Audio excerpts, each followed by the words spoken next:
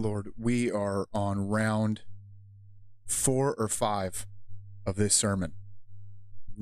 It's gone tits up a few times. Things happened with the family, had to step away. Here I am again, trying to finish this sermon.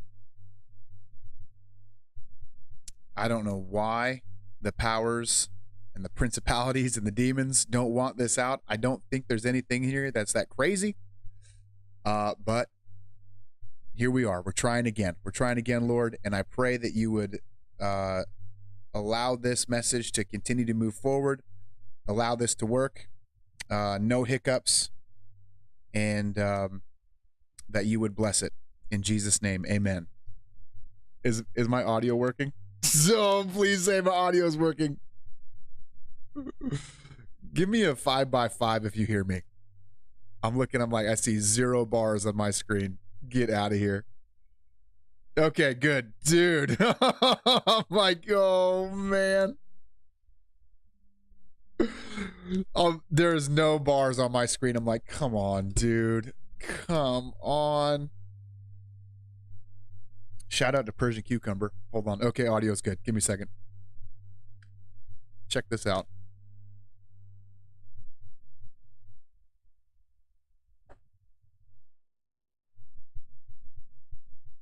Got a brand new mic from your boy Persian Cucumber. Haven't set it up yet because it's so heavy that the boom stand, which is all broken. I got to like get a boom stand repaired. So, and I got a new hard drive. I finally got the piece, the cloning dock and everything. Got a little upgrade.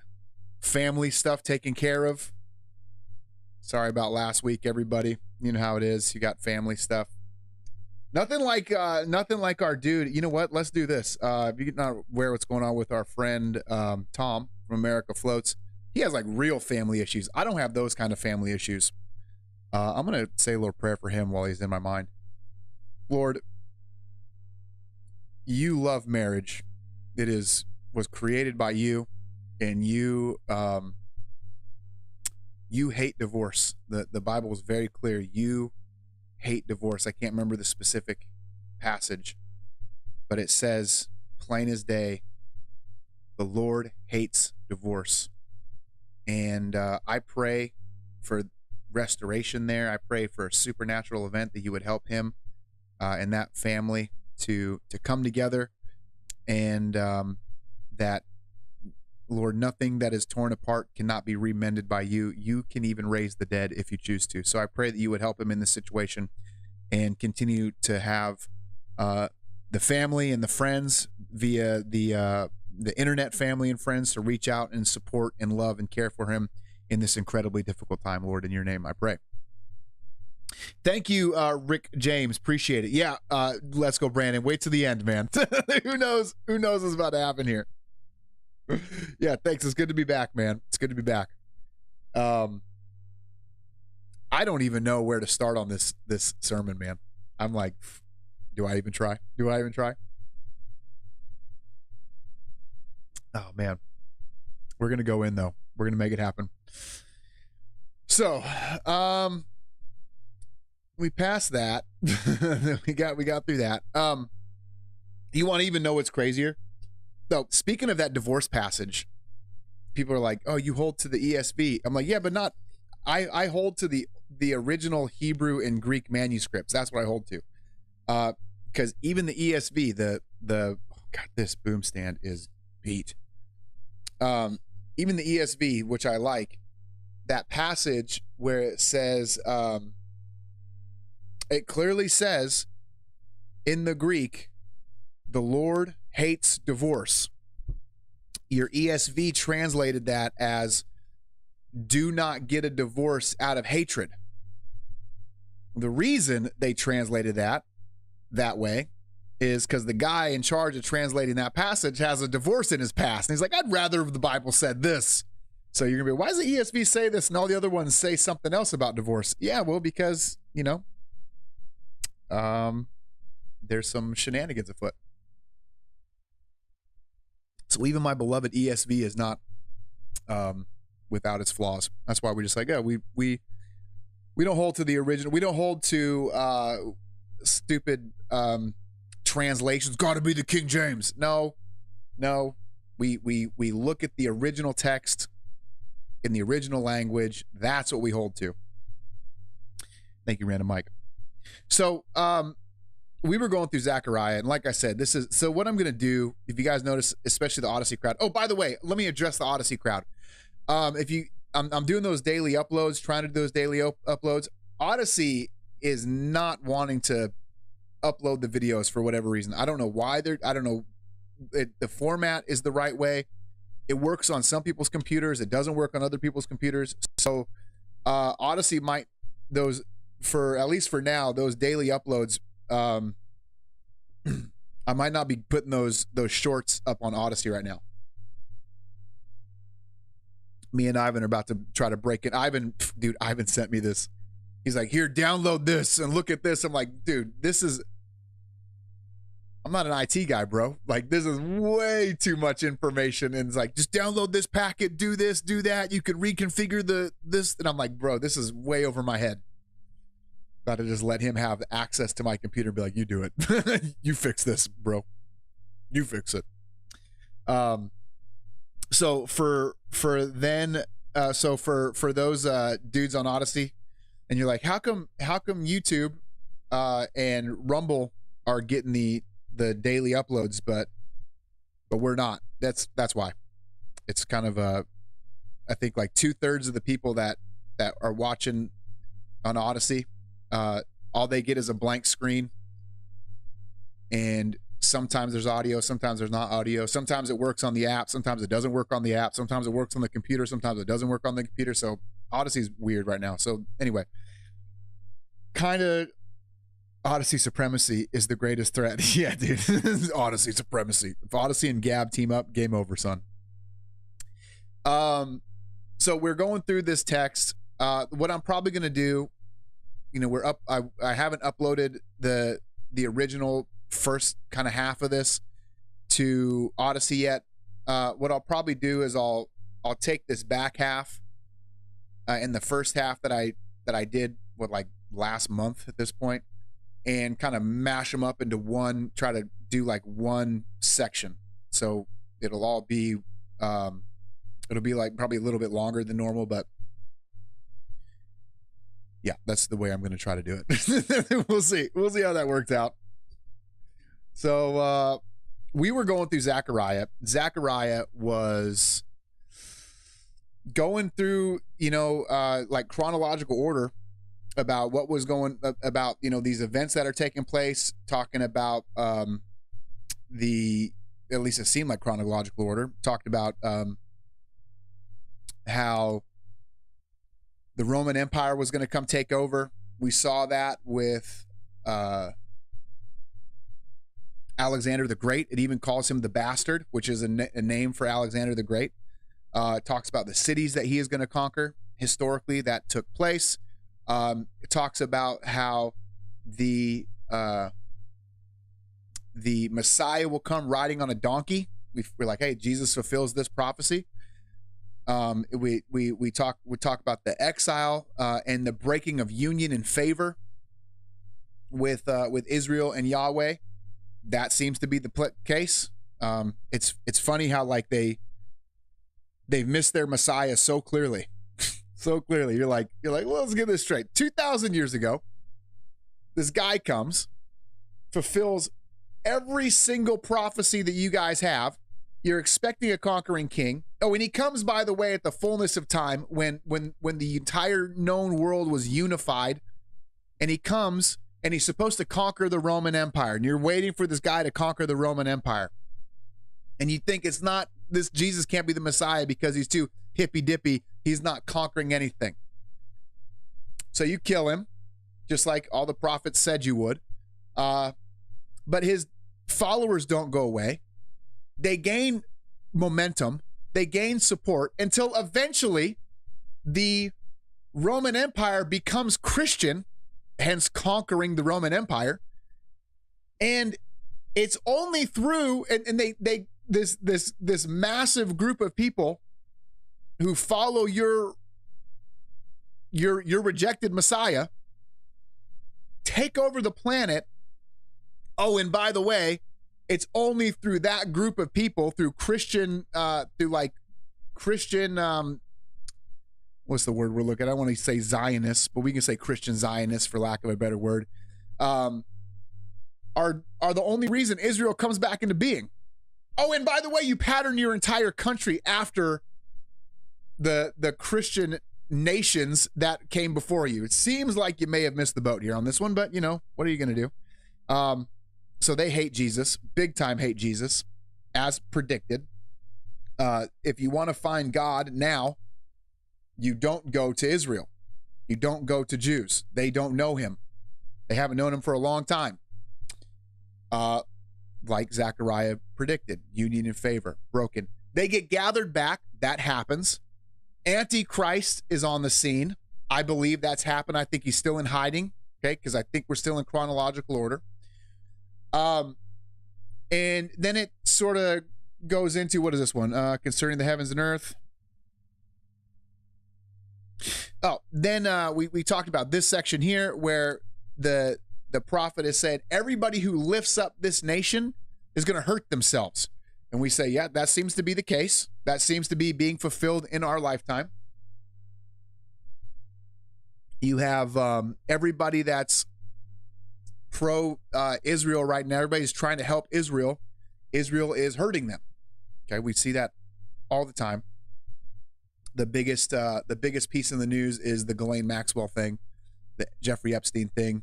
That's just a tip of what's of the iceberg. There's a lot more than that. I mean, hop on Gab.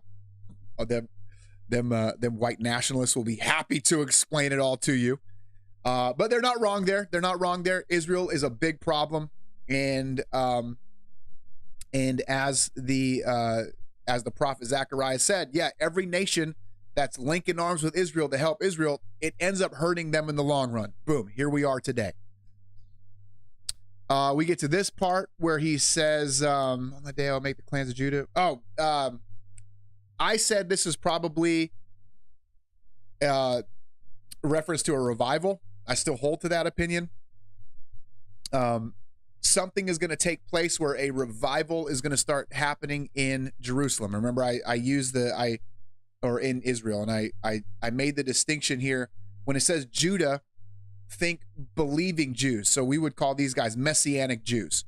And that there's a whole reason for why I believe that. You can go into a whole bunch of other sermons where I kind of break that down a little bit more, but for the sake of time, we're just doing a little refresh here.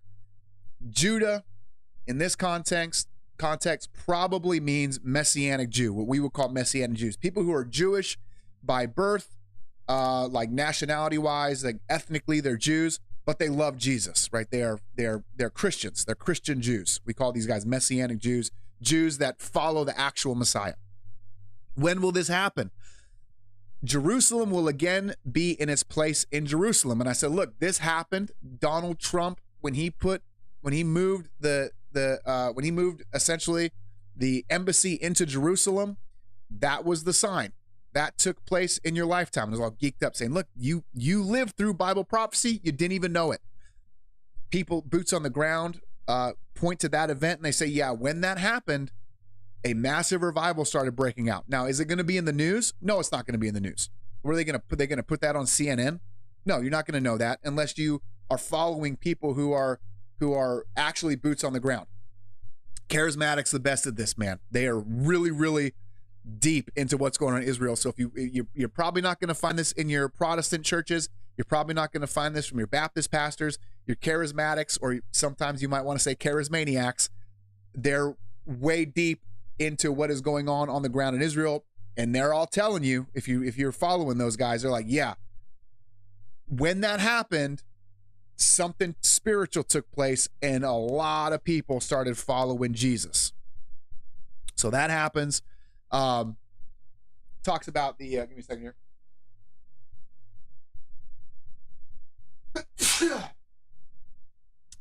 He's doing a little parallel. Remember, this is all hidden language. It's the Old Testament is like, it's telling you things at face value, but at the same time, it's sort of hiding things and using metaphors for things. So it's one of the reasons that the Messiah was missed the first time is because you have the suffering servant and the conquering king. Both are true. Both are true pictures of the Messiah. They don't happen at the same time, and they get kind of squished together in a lot of these prophecies. And you don't realize, hey, between this verse and this verse is a 2,000-year gap, right? The 2,000-year gap isn't in that passage. So this is sort of what you're seeing in this part here. We talked about remember the whole thing is all the nations are going to come against Israel. All the nations are eventually going to surround Israel in what we would call the Battle of Armageddon. We're kind of leading up to that. And he's saying at that day, there's going to be this revival, but the people of God are also, or the nation of Israel is also going to go buck wild, right? They're going to fight back. It's going to be, they're going to fight like David. Talk about that. We talked about this, how he's going to pour out, and this kind of goes into where I said, like, yeah, there's actual war fighting that's in the mind of not only the prophet, but in the hearer of the time. They're like, yeah, we're going to conquer our enemies. And that's true. That's there. But there's also this spiritual thing that's happening. And you get it in this passage where he talks about I will pour out on the house of David, the inhabitants of Jerusalem, the spirit of grace and pleas for mercy, so that when they look on me, whom they have pierced, they will mourn for him as one who mourns for an only child. And we talked about that. And the question is, does this revival, like the scriptures are very clear in other places, all of Israel will be saved. A revival, a full and total revival will take place in Israel, where every single Israelite will follow the Messiah. The question is, does that happen before he comes? Like it's the eve, like they all figure out, like, okay, we all believe that Jesus is the Messiah, and then Jesus is like, okay, that's my signal, bam, and then he makes his entrance. Or, and this is sort of what I believe, do they see him coming on the clouds and realize, oh, dang, we made one hell of a mistake. Like we've been totally shitting on this guy for 2,000 years, and he's clearly the Messiah. I think that's probably what's going to happen. And here it talks about the repentance will be genuine. We talked about it'll be individual. Your mourning is individual. That's why the ceremony here talks about you're going to be mourning individually. And I said, look, that was a ceremony that he's talking about, a religious event that they used to do, like a religious activity, but all those religious activities point to spiritual truths. And I think that's sort of what's being said here. Again, if you're like, he's going so fast, yeah, watch the sermon. It'll make sense when I plug these two things together. It's like, this is the most crazy trying to do this thing the way that it's got sabotaged by the Dark Lord, by Voldemort. I said that too, and you guys thought I was fucking around. You're like, oh, like, what do you mean, like demons? I'm like, it's just your computer. Yeah, all right. Okay. It's just my computer. Oh, and then it's my computer again. Oh, and then it's family stuff. Oh, and then it's like, yeah, dude, that's the way it works. A demon isn't, and demons can do this. They can literally come out and put the rear naked choke on me. But a lot of times it's going to be through these circumstantial things. This almost didn't take off. I had to redo all these notes. I came in, I turned my computer. I'm like, oh, and now all the notes are gone. Now all the slides are gone. I'm sitting here like last minute trying to rebuild all the slides. You almost got me, Satan. Not today, Satan. Here we go. This is about where it started cutting out. So here we go. No, I didn't. 83 or 383. It sounds awesome though. Try to send that to me. If you have a link, send it to me on Gab or something. Anytime Alex Jones is talking about end time stuff, I'm like listening hard. Like, yeah, what do you got to say? You're right about a lot of things.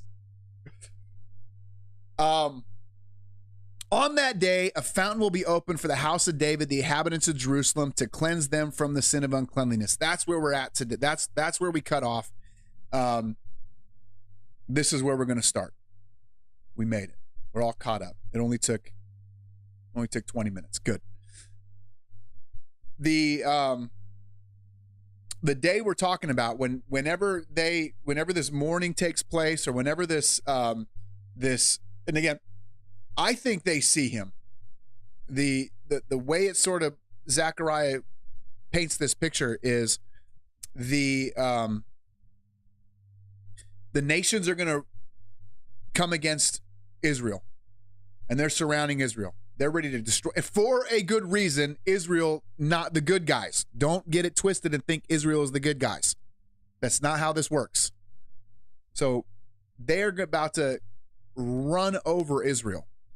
And the Christians in the land are saying, hey, you're God. They're probably recognizing the times. Everybody who knows their Bible is recognizing the times right now, by the way. People who had no knowledge of end time prophecy, I have these conversations with them and they're like, man, I never would have thought I'd ever say this, but I think Jesus is going to come back in my lifetime. I'm like, hey, there you go. Yeah, totally. People who don't even know the Bible at all are like, I think that Revelation beast system is, I think we might be seeing that. I'm like, yeah, you think? Yeah.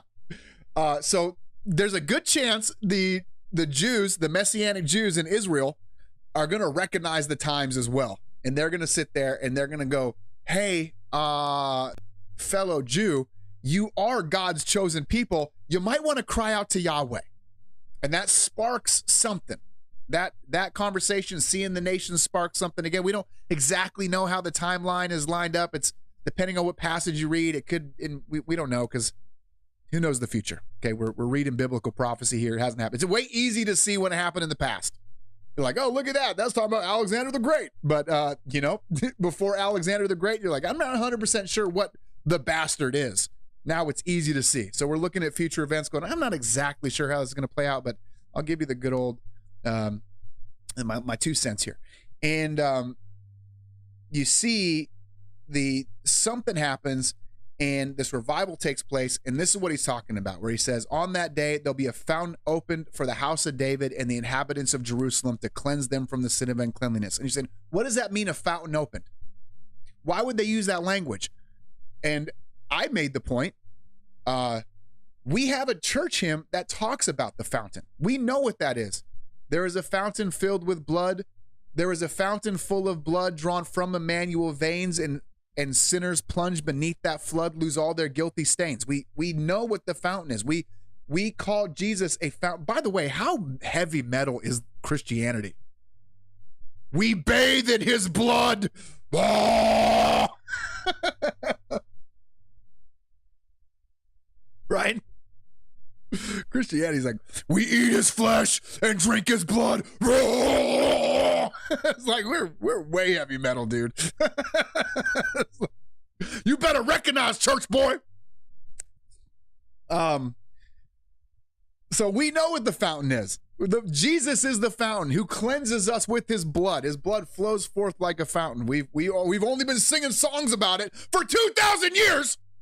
That's like, this is pretty clear what this is a reference to. And that fountain is going to be opened up for the house of David. Who's the house of David? Jews. They've been locked off from this. Remember, favor is broken. Like, God has looked at the Jew and said, yeah, you're my people. I hear you, but you asshole. Okay, I don't want anything to do with you. You don't want anything to do with me. It's the time of the Gentiles. It says elsewhere in scripture, we're in the time of the Gentiles. That means, and it's very clear, why is God saving the Gentiles? He says very clearly throughout the scriptures, he's doing it to make Israel jealous. And I made the point where you're sitting here, why is a farm boy from Nebraska know more about the Hebrew Bible than the average person in Jerusalem right now? Why? And at some point they're going to be hella jealous about that. It's like, how come people all over the planet who are not Jews, who don't even like the Jews at this point, how come they know our prophets better than us? How come they have the Old Testament text tattooed over their hearts? How come they understand the ancient Hebrew better than we do, and we speak the language? What is going on here? And that's to make them jealous. So all of these pieces are happening. And that fountain gets opened up, and Israel gets saved. Okay, massive. So people are like, is Israel the good guys? Well, not now, they're not. But you weren't either. And this is one of the things that we have to understand. Bro, this tea is so good. This is one of the things that you have to understand. We ought to, because I'm not sure if we've hit it already. I don't think we've hit it yet. We'll get to it.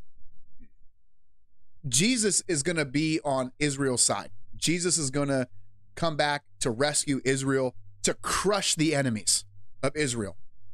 And everybody assumes, oh, that must mean Israel's the good guy. No, that's not the case. Here's the thing. While you were a sinner, Christ died for you, it says. It says, though you were dead in your trespasses and sins, God made you alive through Christ. The idea is God saves the bad guys, you being the first and foremost. So don't ever get it just because like you can sit there and say, yeah, no, God loves Israel. Israel is God's chosen people. There's a special plan for Israel. They're still the fucking bad guys by a long shot. And he's going to do what? He's going to offer grace to them. Unmerited favor. They don't deserve grace. They don't deserve the fountain to be opened and their sins to be cleansed. They don't deserve that. They deserve wrath. They deserve all of the wrath that they've gotten for the past 2,000 years. They deserve every single piece of that. Yeah, come at me, ADL. They deserve all of it. All of it. And more. And what's God going to do? The exact opposite. He's going to say, no, I'm going to show them favor, even though they don't deserve it. Yeah, that's the Christian doctrine of grace. If you don't understand that being applied to them, then you don't have a good understanding of it being applied to you. You were not the good guy. You were not the good guy. You are not morally correct. You are not clean. You are not righteous. You are not holy. You are not the good guy. You are evil. Your very nature is sin. It's in your nature, dude. It's like animals can't rise above their nature. It doesn't matter what a dog will always be a dog. A dog can never rise to the nature of a horse. It says your nature is sin. You are by nature children of wrath. And God has mercy upon you. Don't think it's different for nations. And on that day, declares the Lord of hosts, I will cut off the names of the idols from the land so that they will not be remembered, so they'll be remembered no more. And also I will remove from the land the prophets and the spirits of uncleanliness, and anyone who again prophesies, his father, his mother, who bore him will say to him, you will not live, for you speak lies in the name of Yahweh. And his father and his mother who bore him will pierce him through when he prophesies. There's a lot going on here. First thing is this. Right now, understand that, and here's the thing where me and some of my friends in the chat disagree. When these Jews are worshiping God, it is not God. It is not the creator God. It is an idol. It is. They may call him Lord. It is not the Lord. The same way I say the same thing about Islam. They say Allah. Allah just means God. Yeah, well, that doesn't mean anything. This is a different person. They're idols. Okay, they do not conform with the image laid out in the Holy Scriptures. They are something else. And if you go to Israel right now, it is full of idols. And right now, Christians flock to worship at those idols. They go and they touch the holy water of the Jordan. Oh, look at the Jordan River. Oh, it's holy. It's just, it ain't nothing special about it, dude.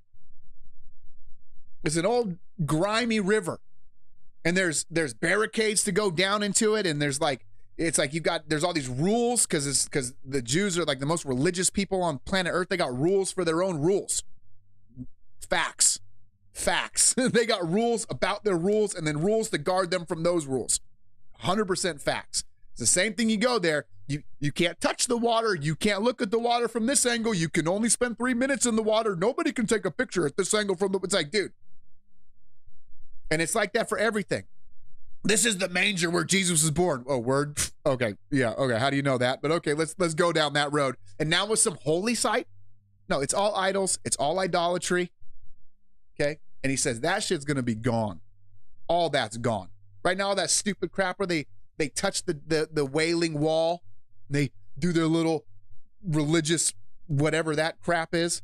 That's gone. That will be no more. Will it be Jerusalem? Sure. It won't look like it does now. I bet they're going to cut them sideburns, bro.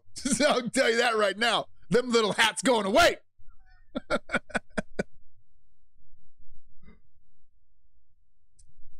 I hate those sideburns. It looks so stupid. Come at me, ADL. I ain't scared of you. You send the FBI to come shoot me because of my memes? So that's going away. That'll be gone. It will be Israel? Yes. Will it be the Israel? Will you recognize it? No. It'll be a totally different Israel. I like to think it'll look a lot more like America. Free. Land of the free. Also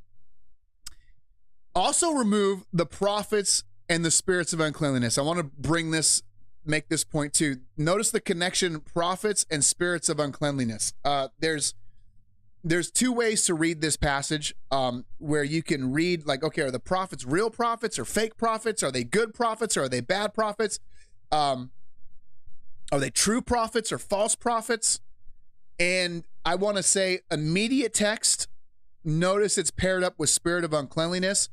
These are false prophets. Now, I'm going to say that when we get into the next section, you're going to see it at the end of this section here. The text does something real strange. And it's going to be, you're going to be able to, I'm going to show you and you'll be like, oh yeah, what is that? There's something deeper. Yeah, there's something deeper being said here because Yahweh is a masterful poet. Okay. If you think Richmond, north of Richmond is bars, you should read some Old Testament. Okay. This dude, Yahweh, has a way of saying many, many, many things in one line. And we're going to see some of that. But immediate context, these are false prophets. And he says, I will remove from the land the prophets, false prophets, the spirit of uncleanness. Anyone who prophesies his father and mother will say to him, you will not live, for you speak lies in the name of the Lord. So these false prophets, and they're saying these prophets are around, especially in Israel. We in Christianity have a lot of these guys too. So one of the reasons, like, it's hard for me to push you guys into like a denominational camp. Say who's correct theologically? The Reformed guys. Okay, they have correct soteriology, we say, as far as their understanding of salvation and how it works. Yeah, Presbyterians, Reformed Baptists. Should you be part of those camps? Not necessarily, because most of it's dead orthodoxy. They don't really have the Holy Spirit for the most part. Okay, what about that experiential part of Christianity? Well, you're going to go to the charismatics. But they have horrible doctrine, and most of those guys are false teachers. But the God is really working in that crowd. Okay, well, what about, and it's like, no matter where you go, okay, what about your missional understanding? Like, well, the Southern Baptists are pretty good at missions. And it's like, every denomination, which Jesus came to destroy denominations, so I don't even know why we have those, but that's another conversation. Every denomination has its pros and its cons. Your charismatics, one of the things that I like about them is they want you to not just understand God theologically, but they're like, no, you have to experience God. 100% true. 100% true. It's not just that, hey, I know all the right answers. That's the wrong answer. You can have all of the right answers about who Jesus is and be able to check them off on a box and never actually experience the dude. Okay, you need to have an experiential relationship with the guy. That being said, yes, they're most accurate in the way they talk about that, but they are full of false teachers and false prophets, man. We're talking way more false teachers than there are correct teachers. So just the only way to navigate these waters is to know your Bible. So just like our charismaniac friends, you have the in Israel right now, there are all these prophets. The new Messiah is here. Remember that? I don't remember that guy's name. He's doing miracles or whatever. He may be the false Messiah that comes. That would be very fascinating. I can't remember his name, but they're going wild over this guy, and he's doing miracles. Okay, everybody's doing miracles. We haven't even started Bluebeam. We haven't even got to Bluebeam, and we're already doing miracles. Okay, here we go. Get ready for the age of deception. That is where we are. And as it's always been for God's people, it's always been a problem with prophets. Here I am up, and I got called the false prophet last time I spoke. Right? This guy's a false teacher. You're always gonna have, this is one of the reasons you have to know your Bible. Everything has to be run through the scriptures. You have to spend the rest of your life from this point forward to however long you got to saying, how am I going to master the 66 books of the Old and New Testament? I want to master them. Here's a start. At least read through the book, right? I can't tell you how many Christians have been Christians for 40 years, still haven't read through the whole book. I'm like, dude, that's not a good sign. At least read through it. Okay, at least read through it once. It is not that hard to read through the whole thing. There are some parts that are very hard to read that are boring as shit. I'm gonna tell you right now, the book of Numbers is gonna slow your ass down. Leviticus, another one. Leviticus, not a super fun read. There's gonna be a lot of it, probably most of it, where you're like, I don't even know what this means. Just it's like when you read, if you ever have to read Plato and Aristotle, same thing. You're like, I don't know what this means. Just read it. Read it. you just gotta say, yep, I understand what the words mean. I don't know what he's trying to say. And we keep moving along. You have to at least know the text. That's the only way to protect yourself from these false prophets. And they're everywhere. They're not just Jews. They're in every denomination, in every single church, at every single town. You sit there. That's one of the things when I was a brand new Christian, I didn't get saved in a church. I got saved by reading the Bible.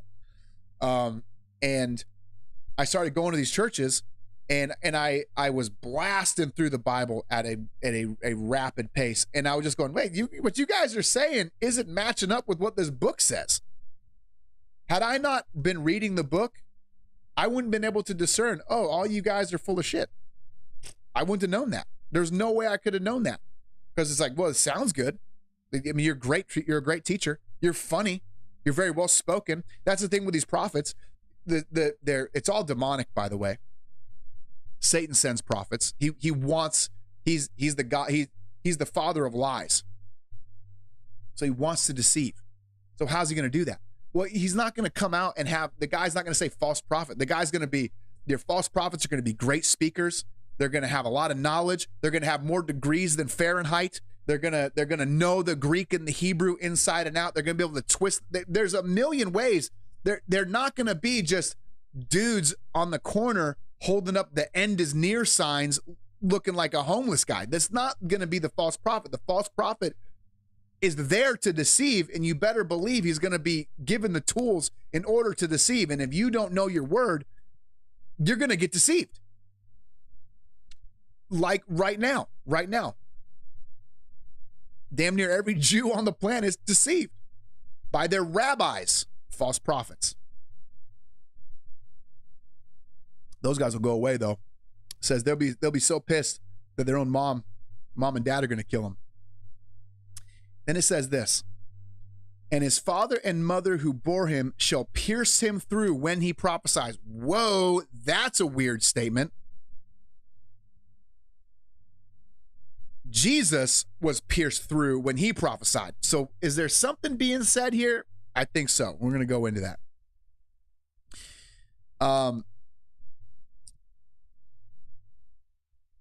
Understand like the way God will use some of these prophets and high priests. So look at the high priest story in the gospel accounts. You have the high priest who says he prophesies out of his mouth, but he doesn't know he did it. He'll say something like, what does he say? He says, let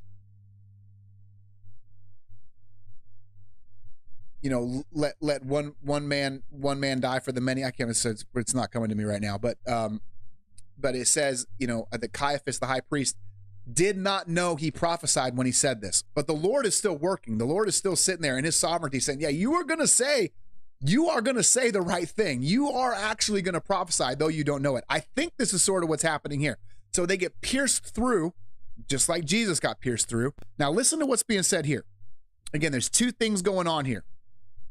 The immediate context saying like, I will get rid of all the prophets in the land. But then it's almost like God is saying, hey, there's also some other stuff you need to be paying attention to with prophets and sort of this prophetic talk. And let me just sort of explain what I'm seeing here. On that day, every prophet will be ashamed of his vision when he prophesies. So this is immediate context. They'll be ashamed, like, oh man, I can't believe I used to say this. I can't believe I can't believe I was the prophet who was against the actual Messiah. He will not put on a hairy cloak in order to deceive. This is a reference to Jeremiah. They would put on these hairy cloaks, and prophets are always doing these weird things. Like I think like Ezekiel sat naked for like a whole year and ate food cooked over cow manure. Like they do all these weird things,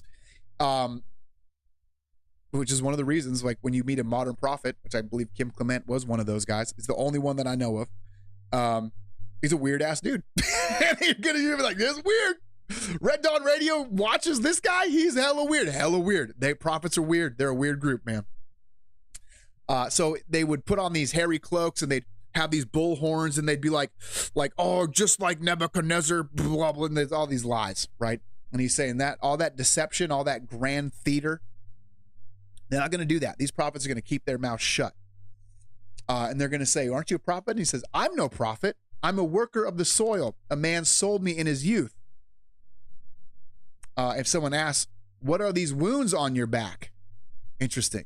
Jesus known for having hella wounds on his back. Matter of fact, in the prophet Isaiah, that's going to be one of the key descriptors.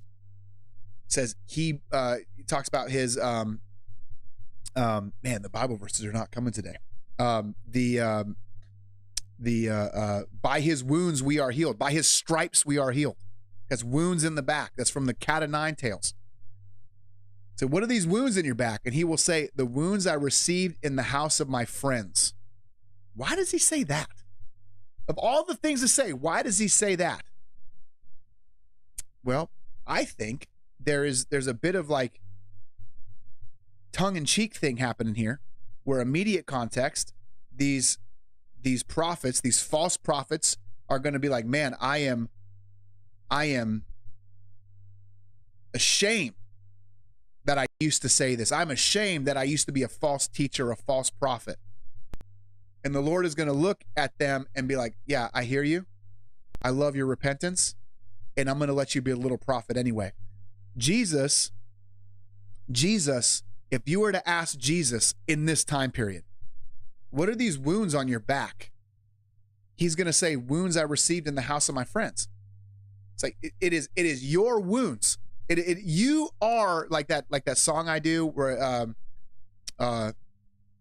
it was on the cat of nine tails was the wrath for my failures or something like that. I remember what I say.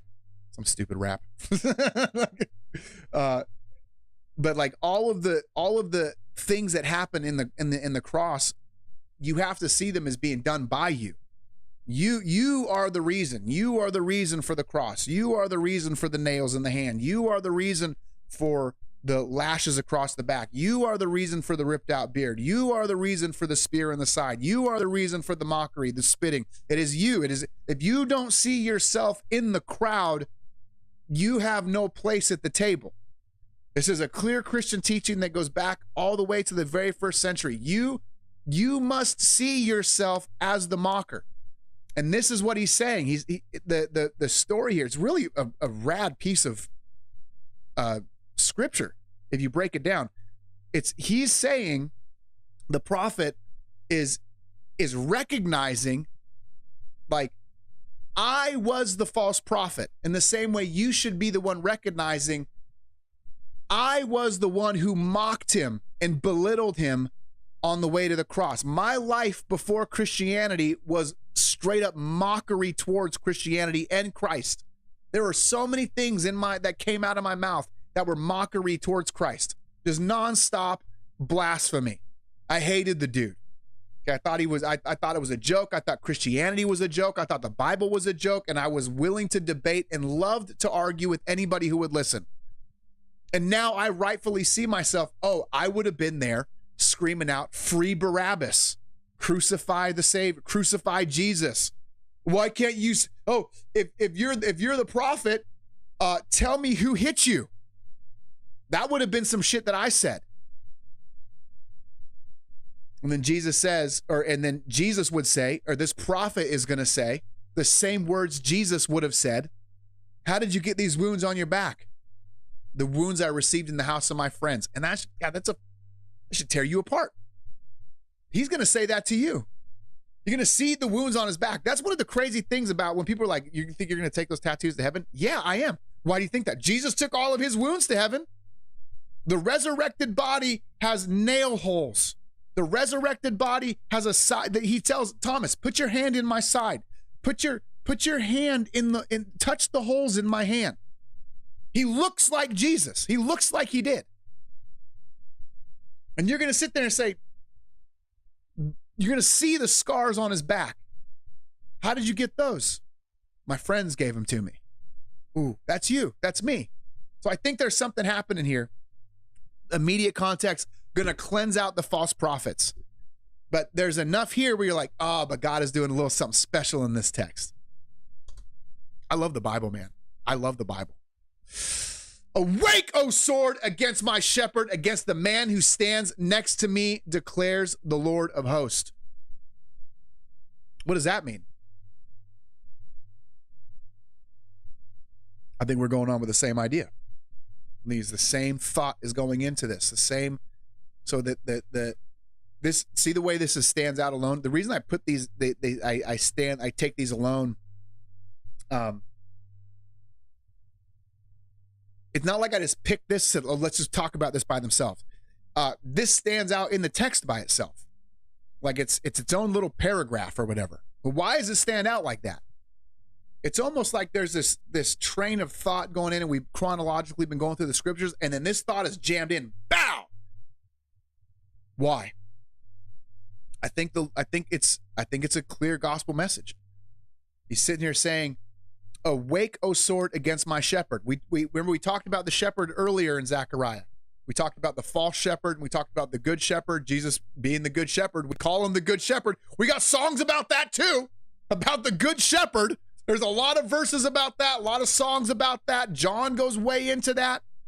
Okay, who's the good shepherd? Jesus is the good shepherd. The sheep know his voice. Awake, O sword, against my shepherd. Again, my shepherd. Not the false shepherd, against my shepherd. We're talking about, remember, so far, Jesus, we've only seen him coming on the mule, and now it's like, oh, he's going to be killed. He's going to be killed. Jesus is going to be killed. This Messiah that comes, the sword is going to be against him, against the man who stands next to me. And you see, it's funny, where's Jesus now? Right now, if anybody wants to know where Jesus is now, first of all, Jesus is alive in a human body like yours, okay? Living, breathing, talking. He's not in some spiritual body. He's in a flesh and blood body. The resurrection is so important to Christianity, dude. Don't be all metaphysical with this, okay? He's in a physical body. Where? Seated at the right hand of the Father, waiting for the return. Right now, I know exactly where Jesus Christ is. That's one of the reasons you need the Holy Spirit. And Jesus isn't next to you, but the Spirit is. So if you want to talk to Jesus, like the Spirit, you use the Spirit goes through this connecting piece to talk to and communicate with the physical Jesus, the actual physical, living, breathing Jesus who eats and drinks and talks and laughs and sits and stands. He was from the Father, at the right hand of the Father, came down, and he is currently back at the right hand of the Father. And right here, strike, awake, O sword, against my shepherd, against the man who stands next to me. He's talking about Jesus. He's talking about the death of Jesus. And again, that goes right in with the passage we just read, where it said, where did you get these wounds on your back? From the hands of my friends. Now, this is way camouflage language. Again, this is easy. Like I'm picking this apart, and it's almost like I'm cheating, because I've got 2,000 years of church history, and I've got like tons more scripture and a whole New Testament, and Jesus has already come, and the death, burial, and resurrection has already happened, and the Spirit of God has already descended, and all this stuff's already happened. And I'm sitting here going, yeah, this is obviously what this means. Not obvious to the people of Zechariah's day. They're going, what does this mean? But it's so easy. It's like we're cheating. We're like, well, this is obviously what this means. It's obviously what it means. Jesus dies on a cross. That Messiah you're waiting for, he died. He was killed by his friends. He was killed by his own people. He came to his own people, and they did not recognize him, did not receive him. They crucified him. They crucified him. And that same Jesus, and when they look upon him whom they have pierced, again, who could that be? Who does anybody know who? Okay, let's go through all of Jewish history. We got what thousands of years at this point. Who are they famous for piercing? That's one dude. There's only one guy who fits the description.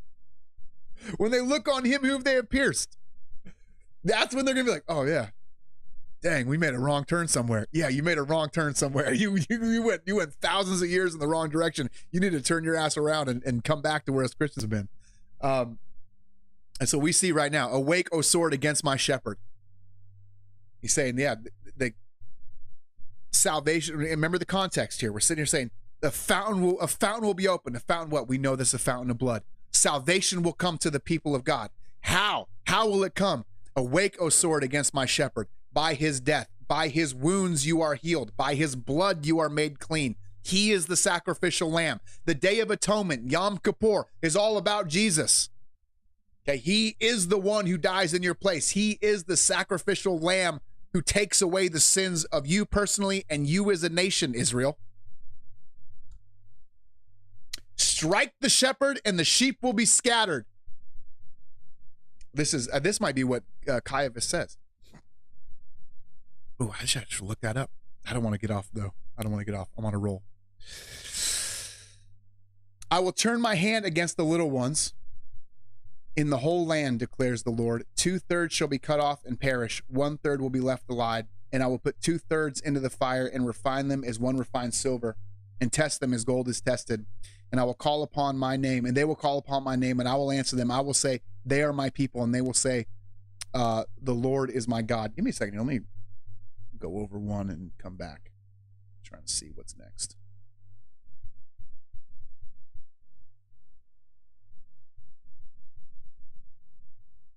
So I think here, this is talking about, it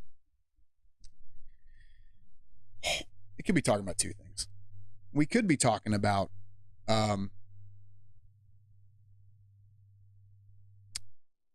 after after the death of Christ, Christianity, and this is the way that most scholars are going to take it. The reason I don't necessarily go that direction, because I'm like, man, we were going in a pretty good chronological order, and then all of a sudden we're jumping back 2,000 years. That seems weird to me.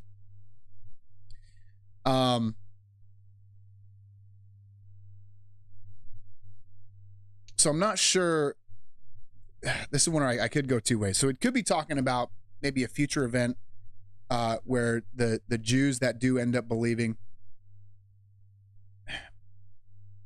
If you had to press me though, I'd say the old scholars are probably right. It seems like it fits weird to me, the way Zechariah has kind of put this where it goes. But maybe he's done with the chronological stuff. We'll keep going. And he says, strike the shepherd, the sheep will be scattered. I will turn my hands against the little ones. So strike the shepherd, the sheep will be scattered. This is what happens when Jesus is crucified. The sheep are scattered. Okay. Now it's only for 3 days, but it happens. It happens. And this is text is referred to, this is seen clearly through the gospel accounts. On another note, as Jesus is crucified and he ascends, you do see like massive persecution running throughout the church. The church has been, I want to say we're the most persecuted people on the planet. I think that still goes to the Jews, depending on if the Holocaust happened the way they said it happened or not. I'm not 100% sure on this. My views on some of this stuff have been open to interpretation. Let's say that. I'm like, I don't know if all the history I've been taught is true. I'm gonna read into some of this. But it is true. Historically, Christians have been destroyed. To this, you can go to certain places in Sudan, in the Congo. To this day, they're being killed. To this day, ISIS was running around chopping off heads not too long ago. It's hard for us to see in American Christianity because American Christianity, America is kind of a unique place. But historically, that's not been the case. Christians have been chased around the world. And even when it was Christendom, I'm not for Christendom, by the way. I'm like anti-Christendom. Because we tried Christendom, and guess what happened? The Jesuits killed more Christians than anybody else. The Roman Catholic Church killed more like true Bible believing Christians than any Muslim ever did. So Christians have been systematically destroyed throughout the entirety of their history, even in Christian nations. Here's another example. You look at people are like, oh man, Vladimir Putin is like pro-Christian. Nah, he's pro-straight state Christian, but he was not for those house churches. If you remember, this would have been back in 2000 and, let's see, when I got the army, 2012, like 2013, 2014 time frame.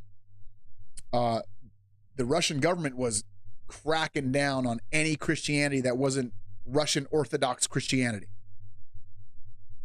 Same thing like in China right now. China, you can be Christian in China as long as you're state approved, state sanctioned Christianity. If you're one of those house churches in China, good luck, son. That Christianity not allowed. And that's sort of what he's saying. I will turn my hand against the little ones. It's not that Christ came, saved his people, and it was all like good times. The blood of the martyr is the seed of the church. That has been the church planters' thesis since as far back as the first century. I think Athanasius says this. The blood of the martyr is the seed of the church. How do churches get planted? You kill a bunch of Christians, and then out of that blood, revival takes place. It's historically, it's only through great persecution that revival takes place. Sometimes it goes the other way. Sometimes there's great revival followed by great persecution, which I think is probably the season that we're coming into now. That happens too. But they always go like hand in hand. Persecution and spiritual movement, spiritual revival. That's one of the things that the Roman Empire couldn't figure out. Why can't we destroy Christianity? The full weight of the Roman Empire is coming down on this little religion, and they're like cockroaches. You crush one, and 10 more appear. What is going on? Yeah, that's the way. Like we worship a guy. The whole movement started with you murdering our dude. It's like you persecuted him to death, and then we go off to the lions, get fed to the lions, singing church hymns, and like I can't understand this. I can't understand these Christians. Yeah. We made a different stuff. And that's what he's saying. The whole land, I will turn my hand against them. I don't think it means he'll physically turn his hand against them, but it will be, that protection won't be there.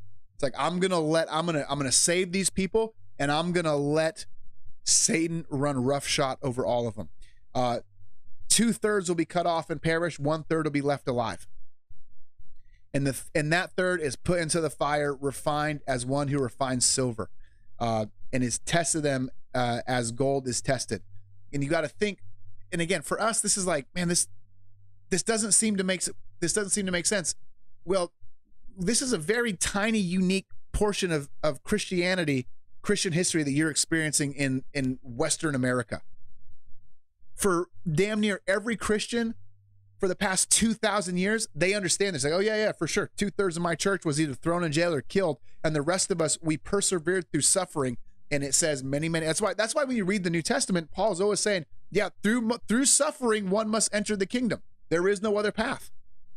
It's through trials and tribulations that creates the character, and character perseverance, and perseverance hope, and hope will not be put to shame. Like it is the main way in which God shapes you is through trials and suffering. And that's what he's saying. He's saying, yeah, this is how I'm going to do it. This is how I'm going to do it. I'm going to make my people. This is one of the things you also need to understand. God makes a promise to you. It says, if you're my dude and I'm going to save you, I promise this. You will look like my son. He doesn't promise you'll have great theology. He doesn't promise that you'll be a biblical scholar. He doesn't promise that you'll know the Bible inside and out, or that you'll be a great church guy. He doesn't promise any of that crap. He does make a promise. You will look like my son. You will be conformed into the image of my son. How's he going to do that? Suffering is how he does it. So if you think you're coming to Jesus and it's going to be like pie in the sky, by and by crap, yeah, you're going to be highly disappointed. Jesus says, yeah, people, that's like a dude who's, that's like seed that was planted in rocky soil. And it sprung up like, yeah, I'm alive. And then as soon as suffering came, as soon as the heat of the day came, as soon as tribulation came, it died because it didn't have any roots. Many of your stories may be like that. Because when you come to Christ, there is a honeymoon period where shit's good. But that doesn't last long. Then he's like, okay, now we got to get to work. How does he do it? He puts you in the fire. He puts you in the fire. And that burns. And that hurts. And that's the way in which he forms his people. Okay, if you're a Christian, you're going to be made of some hard stuff. You're going to be made of some, your character isn't, that's one of the reasons they're having such a hard time with us right now. Like, we don't budge for you. Like, what do you mean? What do you mean? You're not willing to take our vaccines? You're not willing to conform to this ideology? You're not, all the persecution, we're going to shut your bank off. You can't do anything to me that my Lord hasn't already done tenfold. He crushed me. You're just tickling me. And I still love him. And I'm still for him. And I'm still going hard after him. The fuck out of here. You gonna shut my bank off? Pfft. Dude had me homeless with my family. He already shut my bank off like 4 years ago. You're gonna shut my bank off? A little late. He prepared me for that already. Get out of here.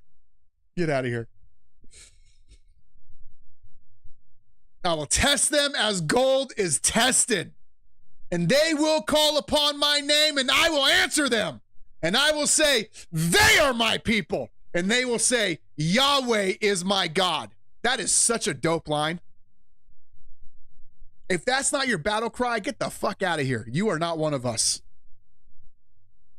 And he loves it too. He loves it. I'm crass. I don't care. The Lord doesn't care. I'm convinced he doesn't care. You care because you're religious. The Lord does not care.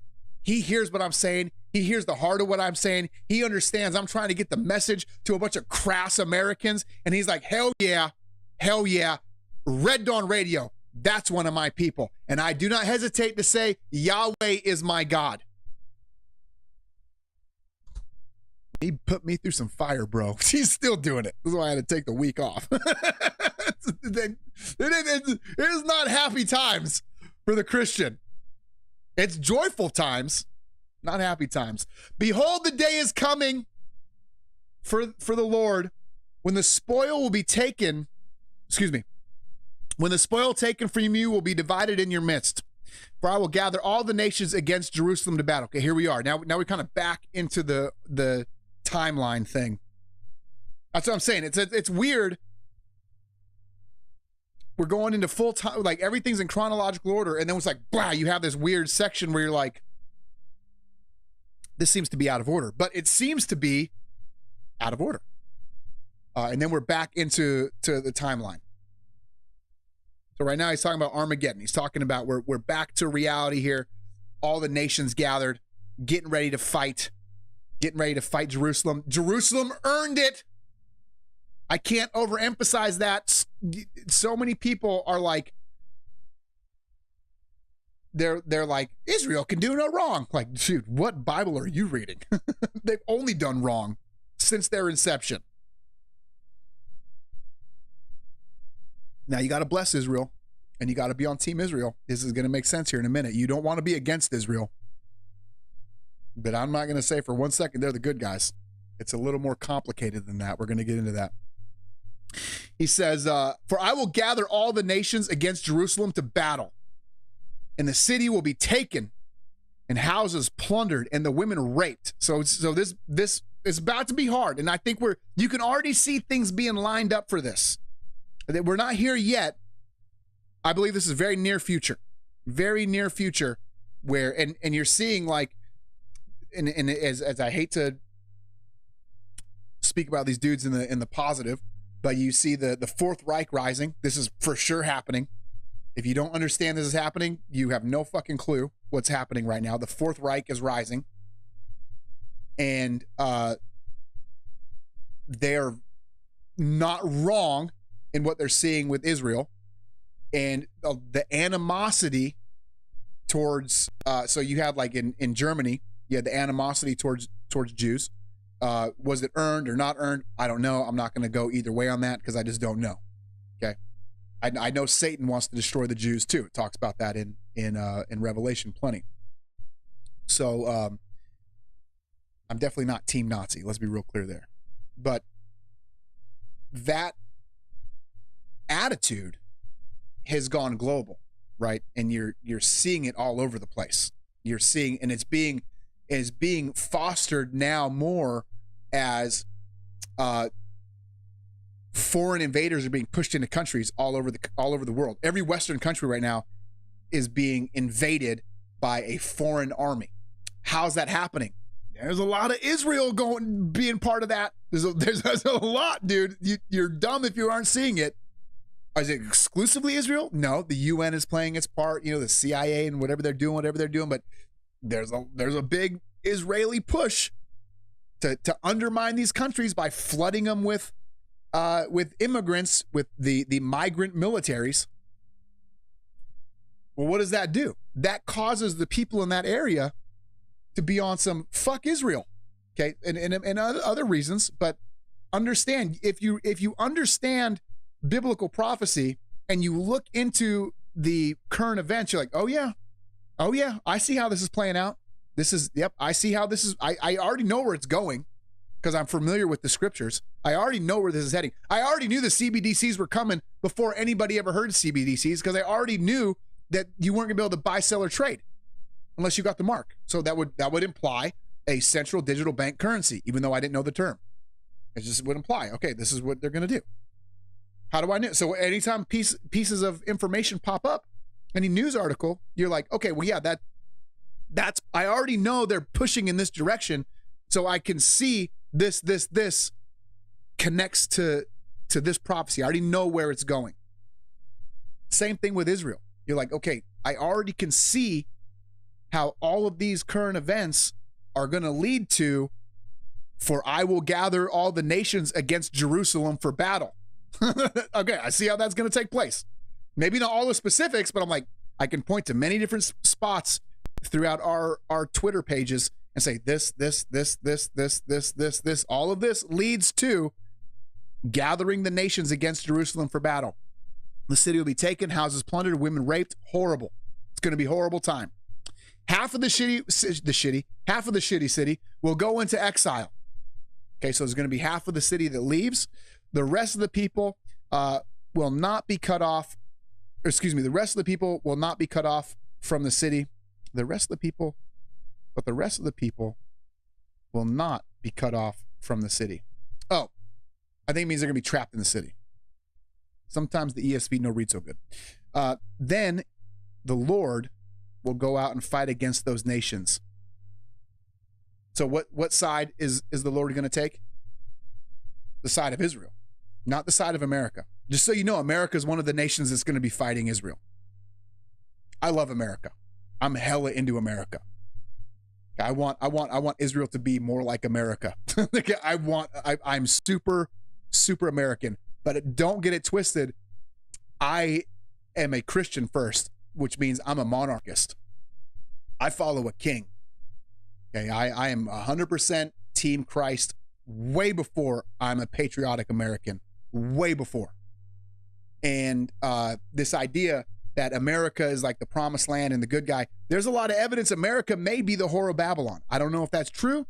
That may not be the case, but a lot of good scholars are like, America seems to fit the description. Okay, America is going to be one of these nations that goes against Israel because they deserve it. Okay, we can see that. We can look and say, how come all of our shittiest politicians who are constantly undermining our country have dual citizenship with Israel? I feel like they shouldn't be allowed to do that. I feel like there's some fuckery afoot. Yeah, there is. And we as a nation are going to fight Israel. And guess what? We're going to lose. Why? Then the Lord will go out and fight against those nations as when he fights on the day of battle. This means he is going to physically come out and fight. So this is where the Lord is going to return, and it's going to give a description of the return.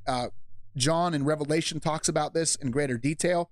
But the exact same event is being described there.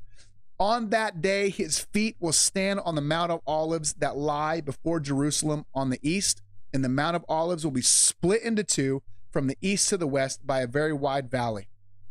So that on one half of the mount will move northward, on the other half southward. And you shall flee to the valley of my mountains, for the valley of the mountains shall reach to Azael, and you will flee as you fled from the earthquake in the days of Uzziah, king of Judah. That was a famous earthquake. They always talk about the earthquake in the time of Uzziah.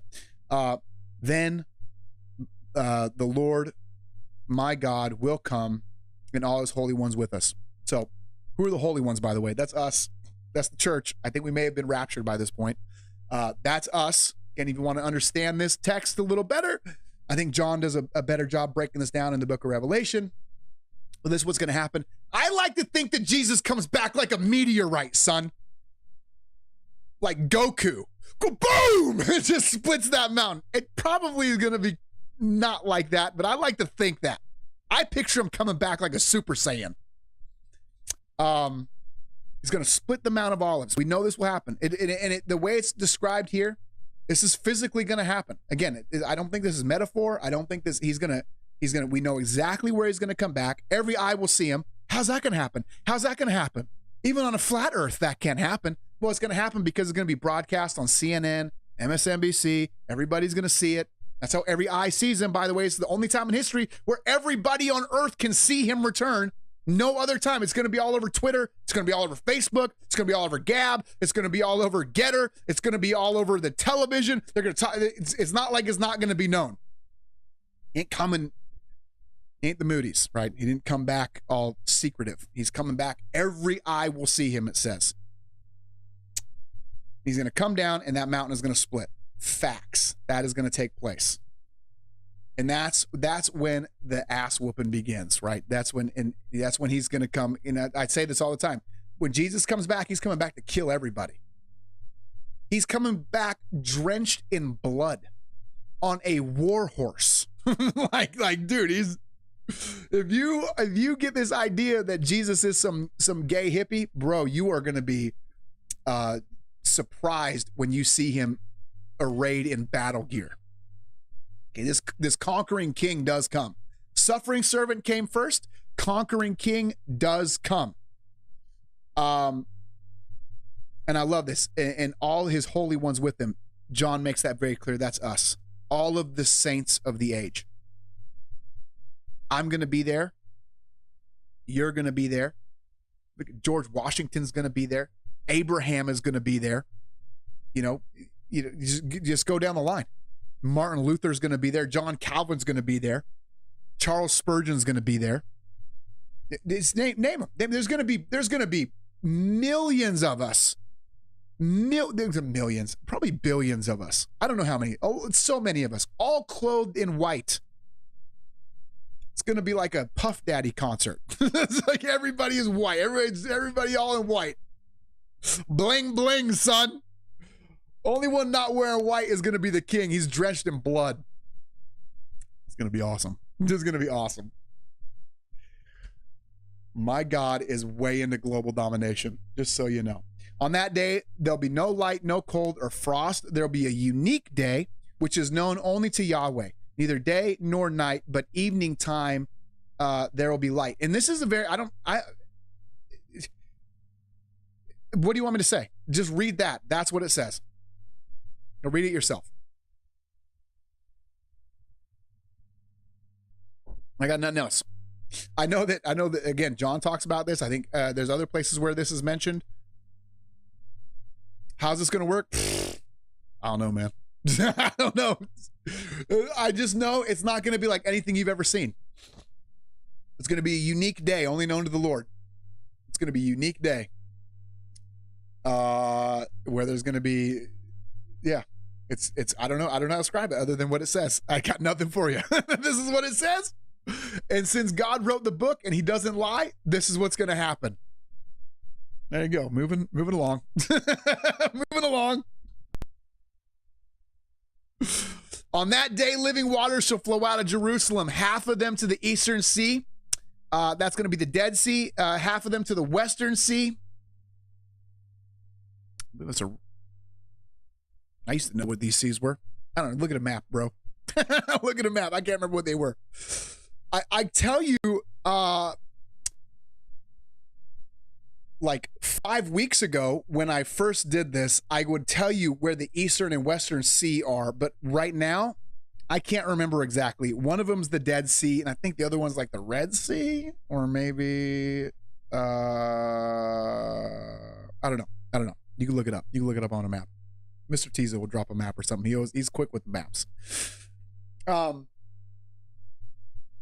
This is talked about, and it will continue in summer as in winter, meaning it's not going to frost. This water, this living waters. What are these living waters? I don't know. I know there's been people who have died and they said they've gone to heaven. I believe some of those stories. I believe some of those stories are full of crap. Some people died and they said they've gone to like Hades. Again, I believe some of those stories. I think some of those stories are full of crap. It usually depends on how closely those stories align with what I know from scripture. And there are stories of people who have, again, take it or leave it. Okay, take it or leave it. I have no idea to verify. I have no way to verify. But people have said they've stood in these living waters. They've died. They've gone to see Jesus. Jesus is like, hey, check this out. And they go into this water and they're like, yeah, it's alive. And that's how they describe it. It's alive. So it's a water that's alive. Jesus says living water will come out of you. He says this in the book of John. I think it's John chapter 4, chapter 5, when he's talking about the woman at the well. He says, if you'd ask me, I'd give you living water. Where do I get this living water? We'll talk about that next sermon series. We're going to go through John.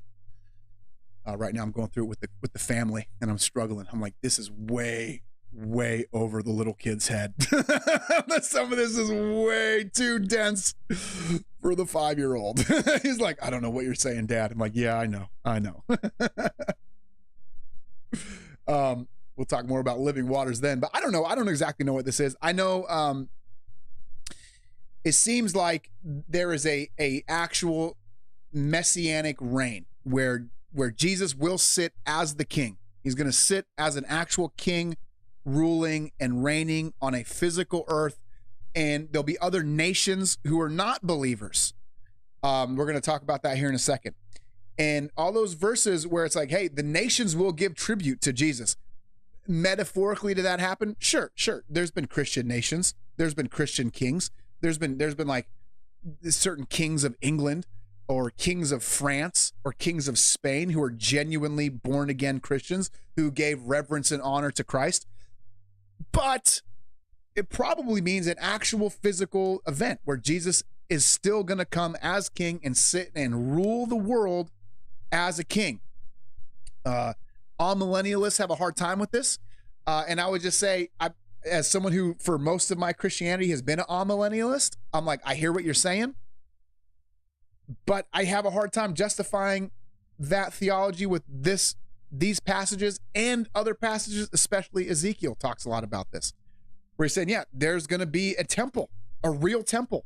And this water is going to come out of this temple. So we know right now it says living waters out of Jerusalem.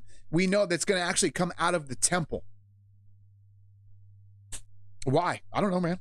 I just know it's going to happen. I don't know. I don't know why. I don't know what the symbology is. I don't know what there's probably some deep spiritual meaning of like, oh, from all the nations are blessed, or all the nations have life and life-giving water, and they're replenished and they're satisfied through the sacrifice of the temple. Yeah, we can spiritualize this all day.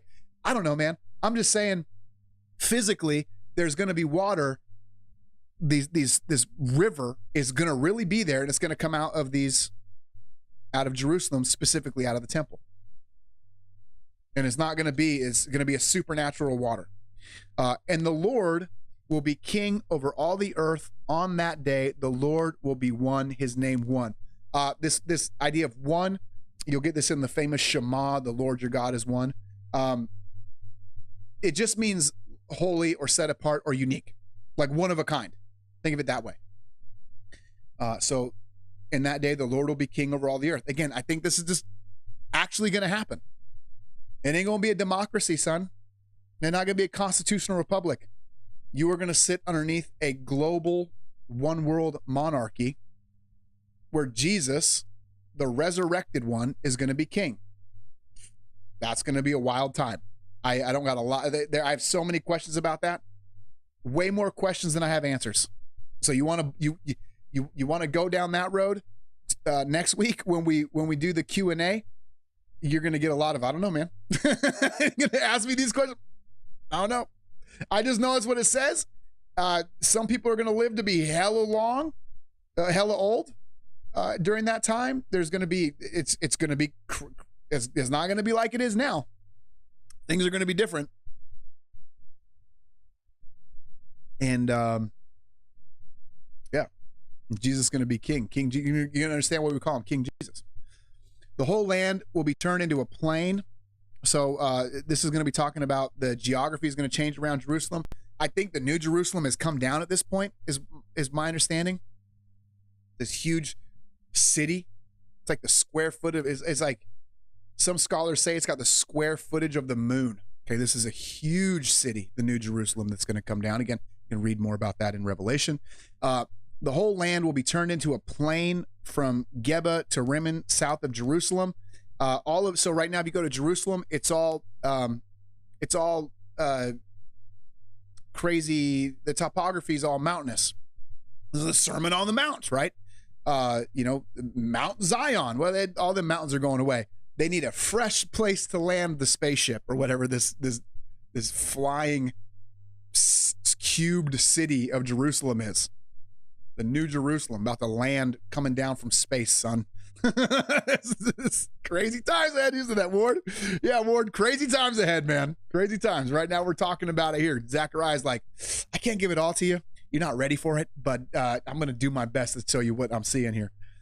Somehow, the topography is going to change.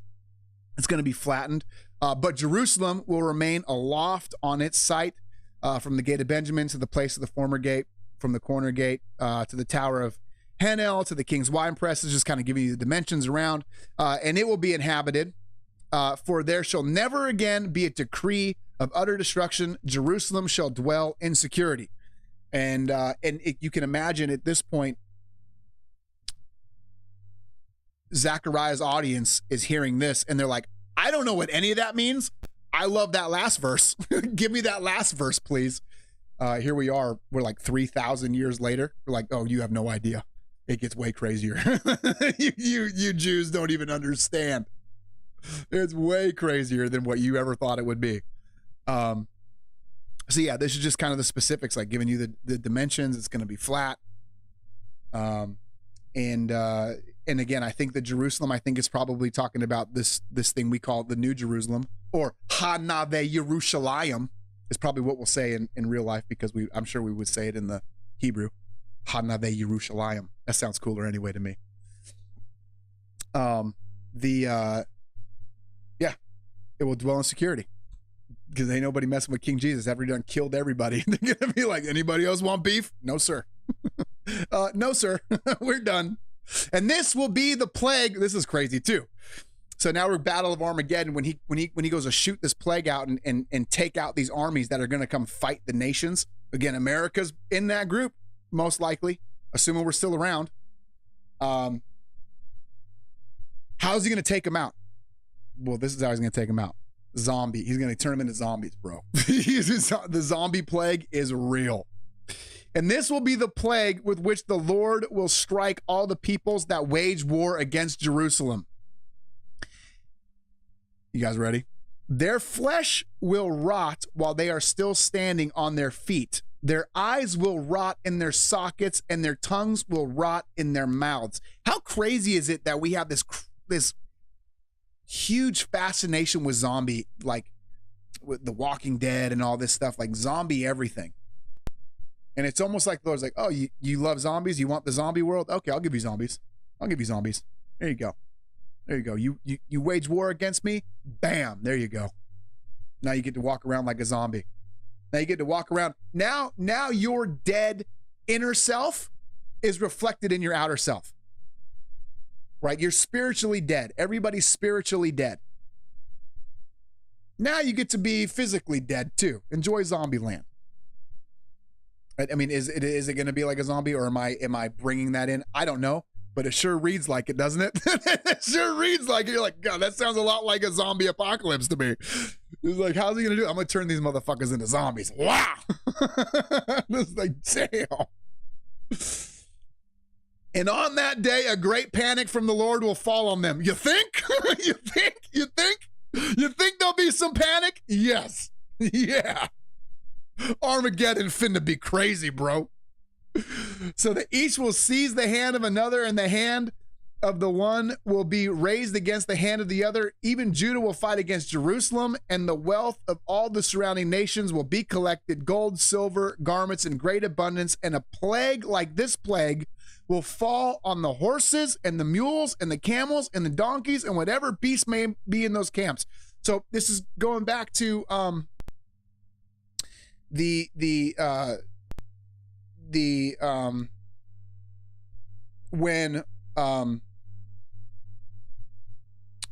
the plagues came on Egypt, God had the Israelites, what is the word I'm looking for? Like ransack there's a better word, but I can't think of it. Ransack the Egyptians, essentially. They say, hey, borrow all this stuff that you're not going to give back, which is crazy. A lot of questions there, but it's for another time.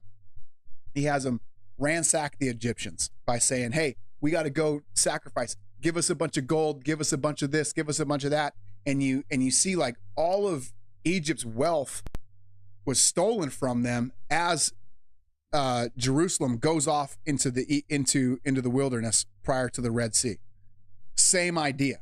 It's like all of the stuff, all of the wealth and technology and obviously he's not going to talk about like yachts and like McLarens and helicopters and dope shit that we would like. But think like not a lot of cool stuff in Israel right now.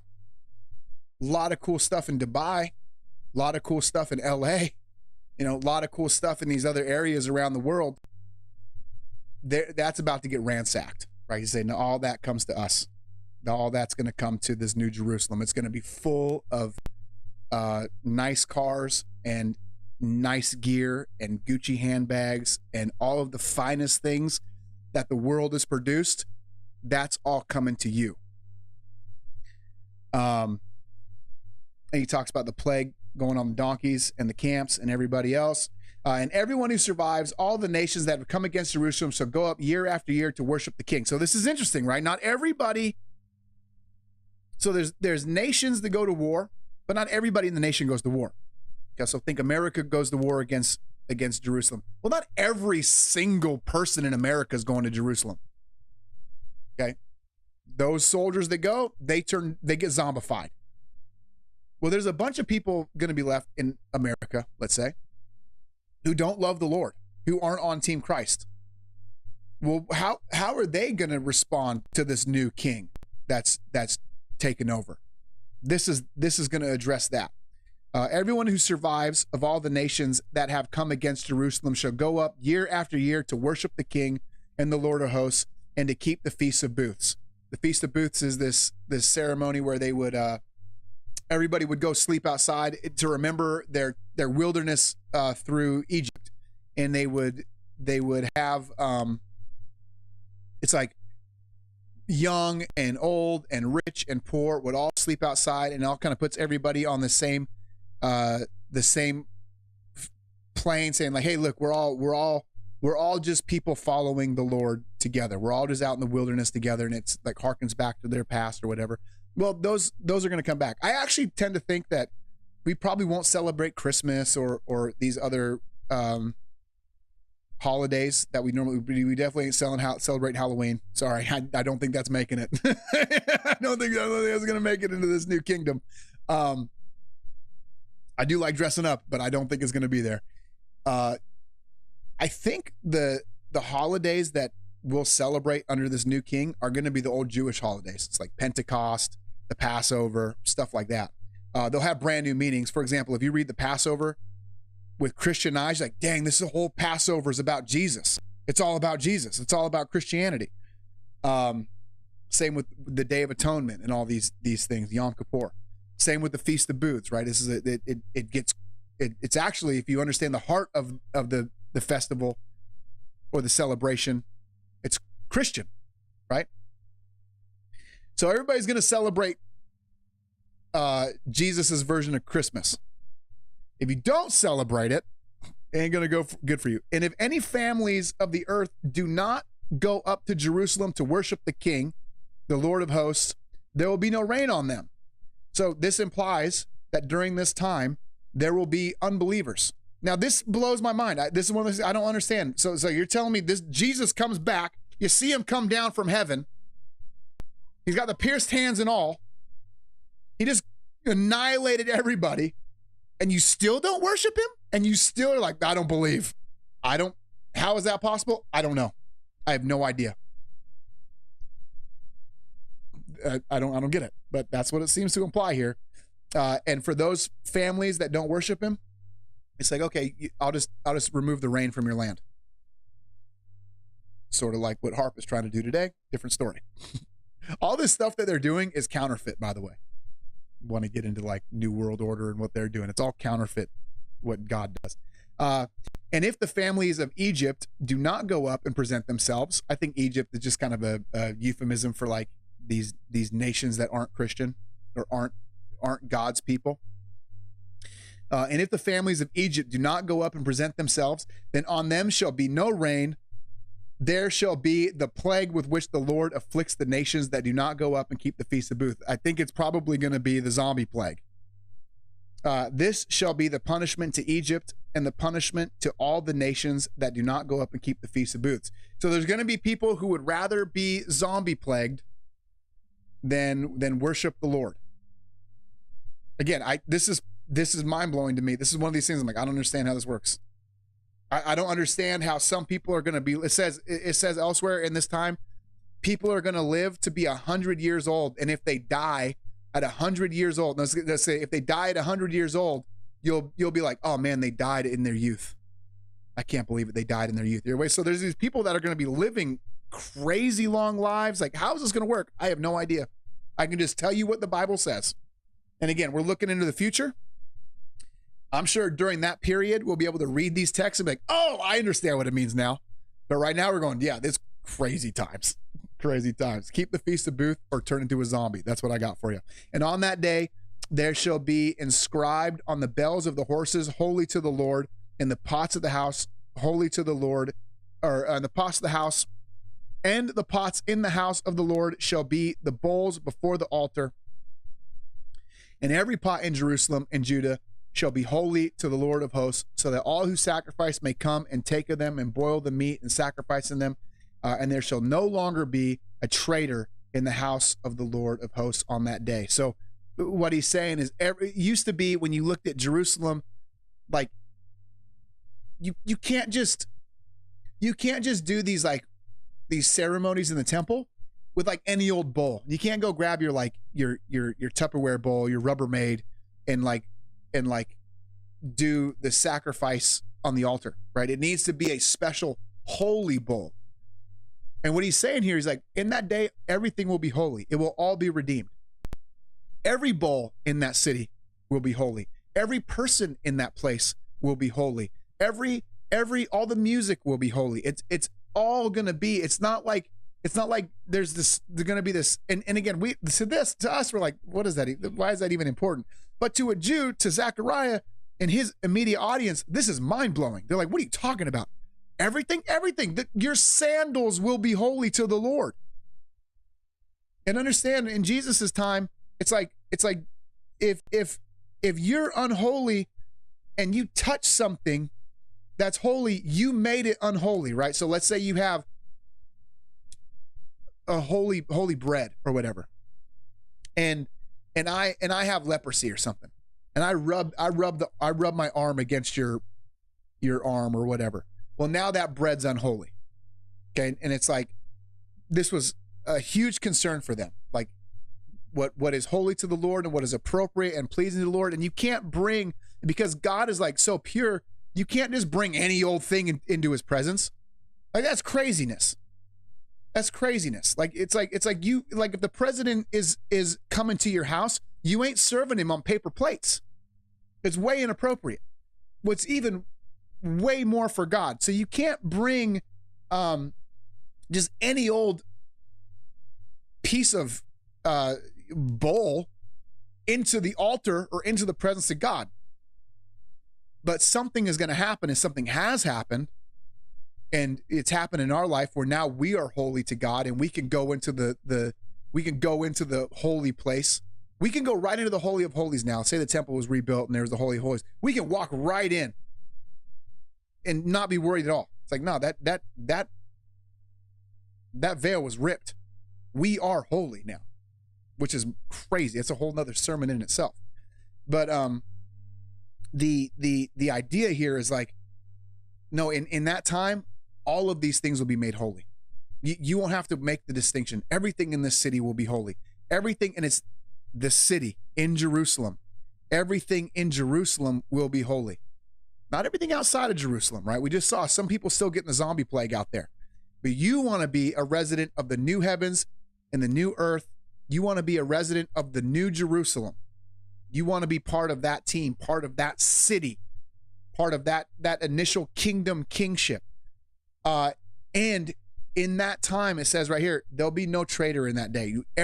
Right now, I go to church, I'm convinced most of them don't know the Lord. And I've been going to a lot of churches for a long time. I very rarely bump into people I'm like, man, this one feels like he's alive. This one seems to be alive. When you're in the new heavens and the new earth, which I could be even getting that nomenclature wrong. Who knows? That may be after this. That probably is after this. But when you're in the new Jerusalem, everybody you bump into is going to be truly one of God's people. That's going to be amazing. We've never had that. There's always been a Judas in the mix. Always been a Judas in the mix. Pastor Shadowley, you got any Judases in your mix, man? Any Judases up in the pond? Any Judases in the gorilla base? I ain't seen some names in a long time. A lot of names that were good friends turned out to be assholes and flip and turn and cause division, cause strife. Even Jesus's own turned on him and killed him. That's why we call him Judas. Okay, is there a Mike Pence in the cabinet anywhere? Those days will be done. Everything will be holy, to include the people and the silverware. And that's the day we're looking for. That is the day we're looking towards. That is what I got for you guys. Thank you so much. We finally got that knocked out. That was crazy, dude. That was crazy. Yeah, Ward. See, when you start talking about it's like zombie apocalypse, how's everything getting flat? Nuclear explosion? Like, dude, I don't know. I do know there's clearly a nuclear explosion that happens in the Battle of Gog and Magog. Clearly a nuclear explosion. Ezekiel 38 talks about that, and it's 38 or 39. I think it's 38. And the way in which it describes marking the dead and burying the dead where they are and not go like that comes straight out of the UN's playbook for how you handle the aftermath of a nuclear war. Like it's you can look at the UN's own book on how do you treat nuclear fallout from a nuclear explosion, and you can read Ezekiel 38 and be like, this talk, it's saying the exact same thing verbatim in some areas. So we already know Battle of Gog and Magog, there's going to be a nuclear exchange. For sure. All right. That's what I got for you guys. I will see you guys tomorrow for a gorilla base. We got a lot to talk about. It should be a fun one. I'm going to play a lot of music. I love music. I love when we get to jam out and like party on the stream. And I haven't been doing that much. And there's been a lot of songs that have come out that I like that I haven't been playing. A little Tom McDonald, a little bit of that Richmond, north of Richmond, a little bit Trump does a battle rap where he disses Eminem. That's a pretty good one. we're going to listen to some music. So it should be fun. Until then, may the Lord bless you and may the Lord keep you. Red Dawn Radio out.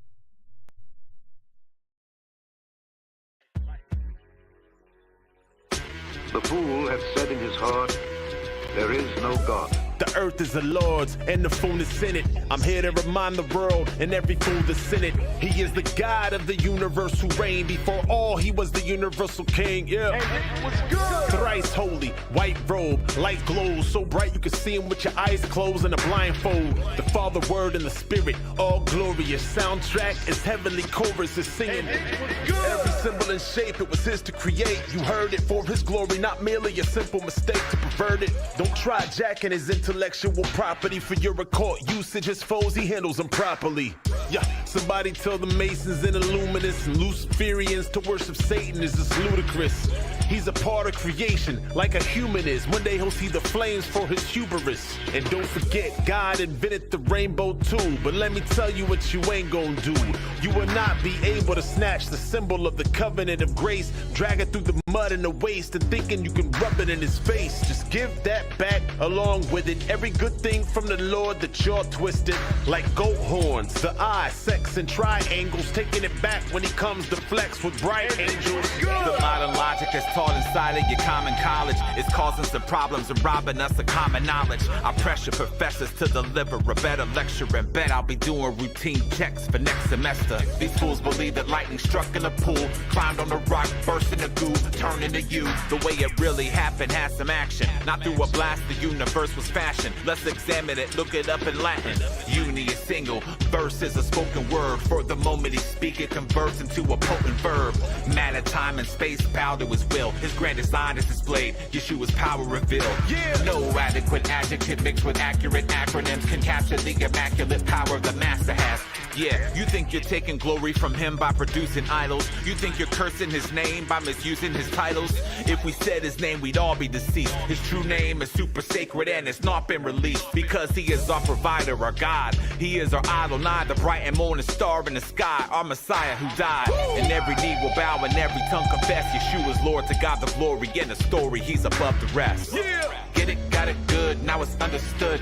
He finished the work of his hands. And it was good. The earth is the Lord's and the fullness in it. I'm here to remind the world and every fool that's in it. He is the God of the universe who reigned. Before all, he was the universal king. Yeah. And it was good. Thrice holy, white robe, light glows so bright you can see him with your eyes closed and a blindfold. The Father, Word, and the Spirit, all glorious. Soundtrack is heavenly chorus is singing.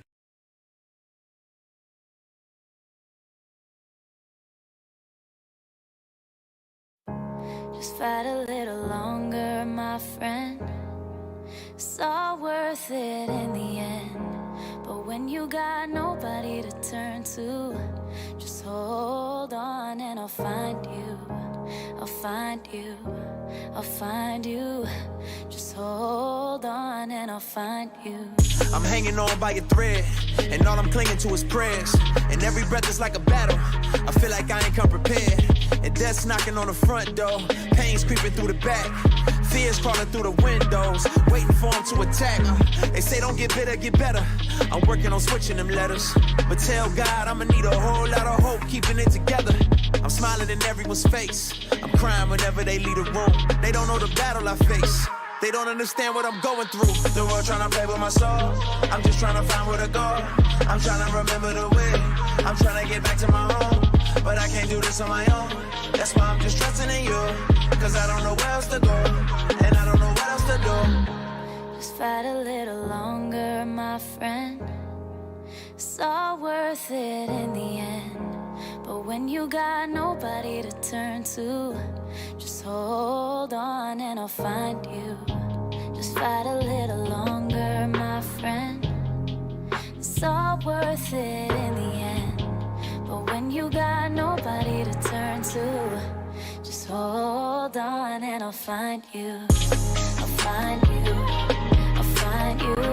Just hold on and I'll find you. I'll find you. I'll find you. Just hold on and I'll find you. They say fear haunts you and pain hates. I say pain strengthens. and fear drives faith. And I don't know all of the outcomes, don't know what happens tomorrow. But when that ocean of doubt comes, don't let me drown in my sorrow, and don't let me stay at the bottom. I feel like this hole is too deep to climb. I've been looking for a way out, but I'll settle for a peace of mind. Picking up the pieces of my life and hoping that I put together something right. Tell me all I got is all I need. Tell me you gon' help me stay and fight. The world tryna play with my soul, I'm just tryna find where to go. I'm tryna remember the way, I'm tryna get back to my home. But I can't do this on my own, that's why I'm just trusting in you. Cause I don't know where else to go, and I don't know what else to do. No, don't let the fear make you feel like you can't fight this on your own. You know I'll be there for you no matter where you go. You'll never be alone. No, just fight a little longer, my friend. It's all worth it in the end. But when you got nobody to turn to, just hold on and I'll find you. Just fight a little